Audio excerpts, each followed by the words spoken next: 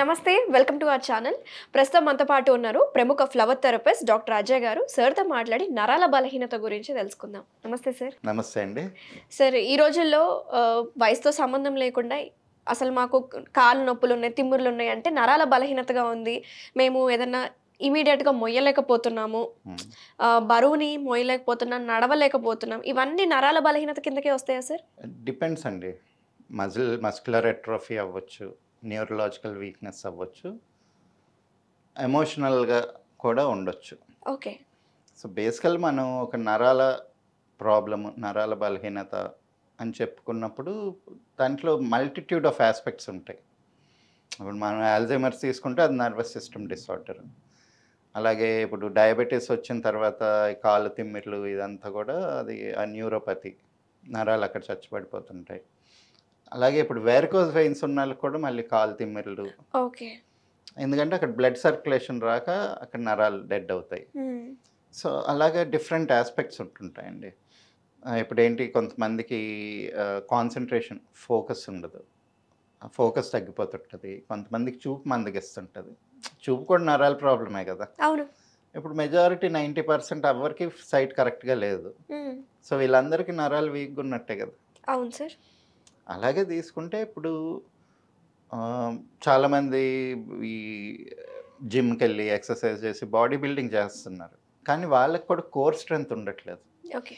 ఇప్పుడు ఒక కూలీ లేకపోతే డైలీ వెయిట్ లిఫ్ట్ చేసే వాళ్ళు ఉంటారు. వాళ్ళు ఒక 150 కిలోల బస్తాన్ని ఈజీగా మోసుకెళ్ళిపోతారు. వాళ్ళు హార్డ్లీ 50-60 కిలోస్ ఉంటారు. వీళ్ళు జిమ్కి వెళ్ళిన వాళ్ళు కూడా అంతంత బరువులు మోయలేకపోతున్నారు. ఏంటంటే మన లైఫ్ స్టైల్లోని, మనం తీసుకునే ఆహారంలోని చాలా చేంజెస్ వచ్చినాయి. పూర్వంతో పోలిస్తే ఇప్పుడు చాలా చేంజెస్ వచ్చాయంట. మెయిన్గా ఏంటంటే మనం తీసుకునే ఆయిల్ ప్రోడక్ట్స్ చాలా మారిపోయింది. ఇప్పుడు నరాలంతా ఏంటి, ఫాస్ఫోలిపిడ్ టిష్యూ, అంటే ఫ్యాట్ టిష్యూవే నరాల కింద మారుతుంది. అంటే ఇప్పుడు మనం తిన్న ఆహారం ఫస్ట్ రసంగా మారి రక్తంలోకి వెళ్ళి మజిల్స్కి వెళ్ళి బోన్కి వెళ్ళి అప్పుడు మేధ అంటే మన నర్వస్ సిస్టమ్కి వెళ్తుంది. సో ఇంత ట్రాన్స్ఫర్మేషన్లోని బాగా ప్యూరిఫై అయిన ఫాస్ఫోలిపిడ్ ఫ్యాట్ ఏదైతే ఉందో అది మనకి నర్వస్ సిస్టమ్కి స్ట్రెంగ్త్ని ఇవ్వాలి. ఓకే. ఇంకొకటి ఏంటంటే నరాలు ఎప్పుడు కూడా రీజనరేషన్ ఉండదు. మజిల్స్ కానీ ఏదన్నా పాత సెల్స్ చనిపోయినాయి అనుకోండి, కొత్త సెల్స్ వచ్చి దాన్ని రిప్లేస్ చేస్తాయి, బోన్లో కానీ స్కిన్లో కానీ. కానీ మనకి నరాల్లో మాత్రం అది జరగదు. ఒక్కసారి ఎప్పుడైతే ఫార్మ్ అయిన సెల్ ఉంటుందో సైజ్ గ్రో అవుతుంది, కానీ కొత్త సెల్స్ ఎప్పటికీ రావు. అంటే నర్వ్ సెల్స్ అనేవి చనిపోతే మళ్ళీ రీజనరేట్ అవ్వదు. దాని గురించి సింపుల్ ఎగ్జాంపుల్ చెప్పుకోవాలంటే ఇప్పుడు యాక్సిడెంట్ అయిన వాళ్ళు చూడండి, 5 minutes మెమరీ పోతుంది. ఎందుకంటే అక్కడ ఇంపాక్ట్ వల్ల కొంచెం షార్ట్ టర్మ్ మెమరీ, ఆ సెల్స్ డ్యామేజ్ అవుతాయి. అక్కడ మెమరీ పోతుంది, అసలు ఎవరికి గుర్తుండదు 5 minutes. అలాగే ఇప్పుడు మీకు పెరాలసిస్ వచ్చిందనుకోండి, మళ్ళీ రికవరీకి మీకు కొత్తగా ట్రైనింగ్ ఇచ్చుకోవాలి. ఇప్పుడు ఏదైతే ఇప్పుడు మనకి బ్రెయిన్లోనే ఒక యాక్టివిటీ అయ్యి చెయ్యి ఇలాగ మూవ్ చేయాలని చెప్పి ఒక పర్టికులర్ నర్వస్ సిస్టమ్ డెవలప్ అయ్యి ఉంటుంది. పెరాలసిస్ వచ్చినప్పుడు ఆ పర్టికులర్ సెల్స్ చచ్చిపోతాయి బ్రెయిన్లో. సో మళ్ళీ పక్క నుంచి కొత్త న్యూరల్ పాత్వే ఫార్మ్ అయ్యి దానికి మళ్ళీ ట్రైనింగ్ ఇచ్చి మెల్లిమెల్లిగా ప్రాక్టీస్ చేస్తేనే అవి యాక్టివేట్ అవుతాయి, మళ్ళీ యాక్టివేట్ అవుతుంది. అంటే ఆ సెల్స్ యాక్టివేట్ అవ్వు, కొత్త న్యూరల్ పాత్వే ఫార్మ్ అవుతుంది అనమాట. సో అందుకని మన వాళ్ళు పూర్వకాలం నుంచి కూడా ఎప్పుడు బాడీలో మజిల్స్ బోన్స్ ఎలాగున్నా కానీ నర్వస్ సిస్టమ్ని మాత్రం కంపల్సరీగా కంటిన్యూస్గా దానికి పోషణ అనేది అందించేవాళ్ళు. ఇప్పుడు బాగా మనం తినే ఆహారంలోనే యూజువల్గా మనకి ఫస్ట్ అండ్ ఫార్మోస్ట్ నెయ్యి అండి. తీసుకుంటే ఎంత సాత్విక ఆహారం తీసుకున్నా కానీ బ్రాహ్మణులు కానీ ఎవరికైతే ఎక్కువ మేధాశక్తి కావాలో వాళ్ళు నెయ్యి తినేవాళ్ళు కంపల్సరీగా. ఎందుకంటే ఇది ఒక యానిమల్ ప్రోటీన్, ఒక ప్యూరిఫైడ్ ఫాస్ఫోలిపిడ్.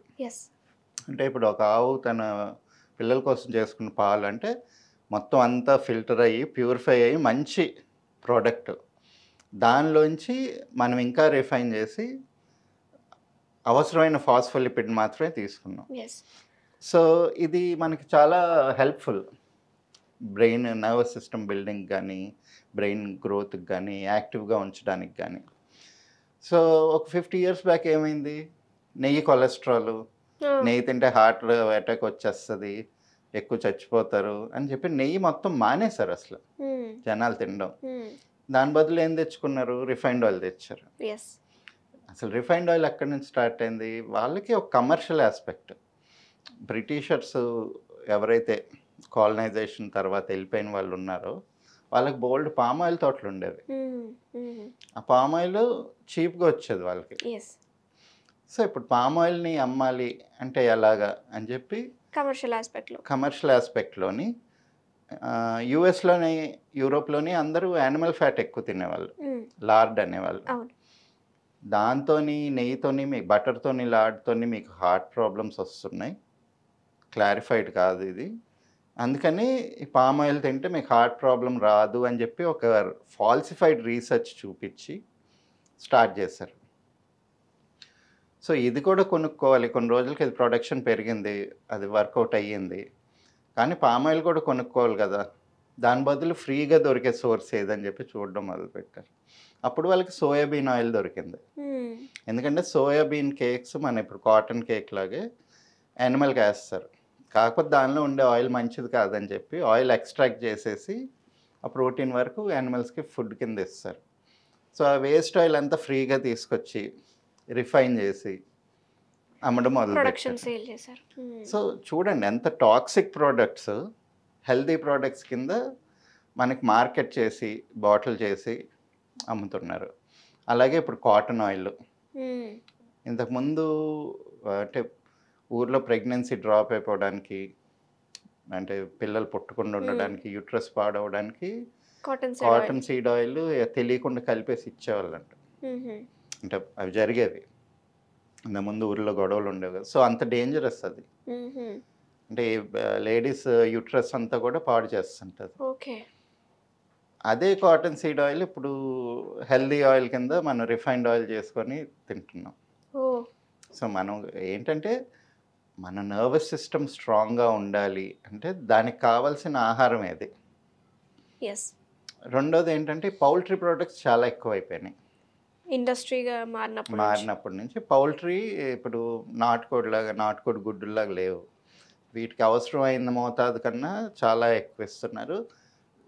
ఇదేది కూడా చురుగ్గా ఉండదు, ఏ కోడి కూడా షార్ప్గా ఫాస్ట్గా ఉండదు పౌల్ట్రీలోది. సో ఎందుకంటే వాటి నర్వస్ సిస్టమ్ డెవలప్ అవ్వడానికి అంత టైం కూడా ఉండదు, అంటే విత్ ఇన్ 45 daysలో అది పెద్దది అయిపోతుంది. సో అంత షార్ట్ టైంలో మనకి నర్వస్ సిస్టమ్ గట్టిగా ఫార్మ్ అవ్వదు, ఆ లోపల ఉండే టెండెన్సీ కూడా అలాగా రాదనమాట. సో మనం అదే టైప్ ఆహారం తీసుకుంటున్నప్పుడు మనకి గ్రోత్ అంతా కూడా మజిల్ దగ్గరికి వచ్చి ఆగిపోతుంది, ఆ తర్వాత బోన్కి వెళ్ళదు, దాని నుంచి మళ్ళీ ఈ నర్వస్ సిస్టమ్కి స్ట్రెంగ్త్ వెళ్ళదు. సో మాకు మజిల్ మాస్ కనిపిస్తుంది కానీ మజిల్ స్ట్రెంగ్త్ కానీ మజిల్ టోన్ కానీ బోన్ స్ట్రెంగ్త్ కానీ ఇవేవి ఉండవు అనమాట. ఫైనల్గా ఏంటంటే మన లైఫ్ స్టైల్, ఏదన్నా కానీ ప్రాక్టీస్ మేక్స్ పర్ఫెక్ట్. ఇప్పుడు రాయడం రాని వాళ్ళకి తీసుకొచ్చి చాలా మంచి ఆర్టిస్ట్ అయ్యి ఉండొచ్చు ఊర్లో, వాళ్ళతో ఇంగ్లీష్ ఆల్ఫాబెట్స్ నీట్గా రాయి, కాలిగ్రఫీ రాయి అంటే వాళ్ళు రాయలేరు. ట్రైనింగ్ ఇవ్వాలి, అలవాటు చేయాలి, అలవాటు చేసి సో బ్రెయిన్ ఎప్పుడు షార్ప్గా ఉంచుకుంటూ ఉండాలి. అలాగే మజిల్స్ని వాటిని కూడా కంటిన్యూస్ ట్రైనింగ్, కంటిన్యూస్గా దాన్ని యాక్టివిటీలో ఉంచినప్పుడు నర్వస్ ప్రాబ్లమ్స్ రాకుండా ఉంటాయండి. సో ఫుడ్ విషయానికి వద్దాం సార్, ఎందుకంటే మీరు అన్నట్టు లైఫ్ స్టైల్ మారిపోయింది, ఆహారపు అలవాట్లు మారిపోయాయి. నరాలు వీక్గా ఉన్న వాళ్ళకి అంటే చురుగ్గా పనితీరు పెంచే విధంగా ఆహారం ఏది ఎక్కువగా ప్రిఫర్ చేస్తే మంచిదంటారు? ఎక్కువ తీగ కాసే కాయగూరలు. ఇంతకుముందు గుమ్మడికాయ, బూడిద గుమ్మడికాయ, కూష్మాండం, ఉర్వారకం అని చెప్పేసి ఇది కంపల్సరీగా వంటల్లో వాడేవాళ్ళు. సో ఈ తీగ కాసే కాయగూరల నుంచి మనకి నర్వస్ సిస్టమ్ స్ట్రెంగ్త్ అయ్యే ఎక్కువ ధాతువులు వస్తాయి.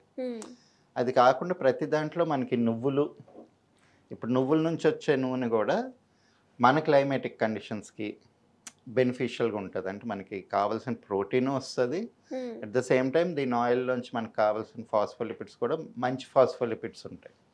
సో నర్వస్ సిస్టమ్ స్ట్రెంథనింగ్ అవ్వడానికి నువ్వులు, నెయ్యి. ఇంతకుముందు ఇవే ఎక్కువ వాడేవాళ్ళు కదా, నువ్వుల నూనె నెయ్యే వాడేవాళ్ళు ఇంట్లో ప్రతిదానికి. ఆయిల్ రిఫైన్డ్ కూడా ఆయిల్ కానీ నువ్వుల నూనె వాడేవాళ్ళు. నువ్వుల నూనె వాడేవాళ్ళు. ఆ, గర్భిణీ స్త్రీలకి లేకపోతే పిల్లలకి కూడా నువ్వులు ఉండలు మ్మ్. ఇవన్నీ తినిపించేవాళ్ళు. ఎందుకంటే దీంతో ఆ నర్వస్ సిస్టమ్ స్ట్రెంగ్తన్ అవుతుంది ఇది. అండ్ అది కాకుండా ఆహారంలోని మెయిన్గా నాన్ వెజిటేరియన్ ఎంత ఎక్కువ తినేవాళ్ళు కాదు. ఎస్పెషలీ పౌల్ట్రీ గురించి మాట్లాడుకున్నాం కదా, దాంతో నర్వస్ సిస్టమ్ చాలా వీక్ అవుతుంది. ఎస్. సో వీలున్నంత వరకు అది తగ్గించి ఎక్కువ తేగ కాయగూరలు తిని, రిఫైన్డ్ ఆయిల్ మానేసి నెయ్యి, నువ్వుల నూనె, నువ్వులుండలు, నువ్వులతో చేసిన ప్రోడక్ట్స్ తీసుకుంటే మనకి నర్వస్ సిస్టమ్ ఇది స్ట్రాంగ్గా ఉంటుందండి. Okay, thank you sir. చాలా వివరంగా చెప్పారు. నరాల బలహీనత అనేది ఎందుకు వస్తుంది, మనం ఎలాంటి ఆయిల్స్ని వాడాలి, అలాగే నువ్వులు ఇంకా నెయ్యి యొక్క ప్రాముఖ్యత ఏంటో చాలా వివరంగా చెప్పినందుకు థ్యాంక్ యూ అండి. నమస్తే.